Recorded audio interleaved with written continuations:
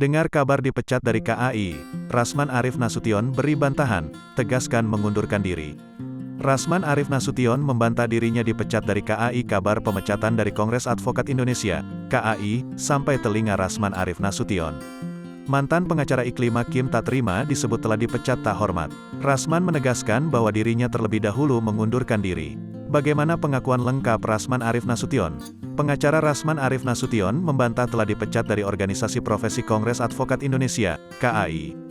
Justru Rasman mengaku bahwa dirinya sudah mengundurkan diri dari organisasi tersebut. Dikatakan Rasman Nasution, sejak Rabu, tanggal 13 Juli tahun 2022, ia sudah mengirimkan surat pengunduran diri sebagai anggota KAI pimpinan Siti Djamaliah Lubis. Pada tanggal 13 Juli tahun 2022 tepatnya pada hari Rabu, saya Dr. Ran sudah membuat surat dan mengajukan pengunduran diri, kata Rasman, dikutip dari YouTube KH Infotainment, Sabtu, tanggal 16 Juli tahun 2022. Kepada DPP KAI yang dipimpin oleh Ibu Siti Djamaliah Lubis. Surat saya tersebut sudah diantar langsung ke DPP, sambungnya.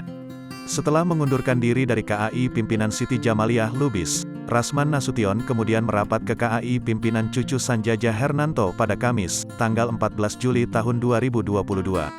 Pada hari itu juga, Rasman resmi bergabung sebagai anggota KAI pimpinan Cucu Sanjaya Hernanto. Setelah dinyatakan lengkap, saya diberikan KTA dan akhirnya saya dinyatakan resmi bergabung, jelasnya. Menurut Rasman Nasution, hasil rapat pleno KAI yang dipimpin Siti Djamaliah Lubis, yang dalam keputusannya memecat dirinya itu dianggap tidak sah.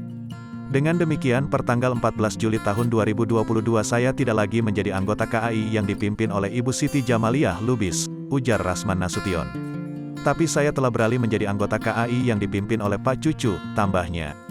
Rasman kembali menegaskan bahwa dirinya mengundurkan diri, bukan dipecat dari KAI. Saya nyatakan bahwa saya sudah terlebih dahulu mengundurkan diri, jadi saya bukan dipecat, tegasnya.